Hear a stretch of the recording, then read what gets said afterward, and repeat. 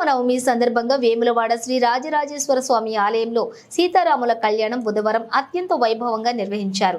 మొదటగా ఆలయంలోని సీతారాముల మూల విరాట్కు చెందిన వేద మంత్రోత్సవాలతోటి కళ్యాణం నిర్వహించారు. అనంతరం ఆలయ చైర్మన్ చాంబర్ ఎదుట ఏర్పాటు చేసిన ముత్యాల కళ్యాణ వేదికపైకి ఉత్సవమూర్తులను భాజా భజంత్రీలతోటి తీసుకుని వచ్చారు. ఆలయ ప్రధాన అర్చకుడు అప్పల భీమశంకర శర్మ ఆధ్వర్యంలో అర్చకులు అంగరంగ వైభవంగా కళ్యాణం నిర్వహించారు.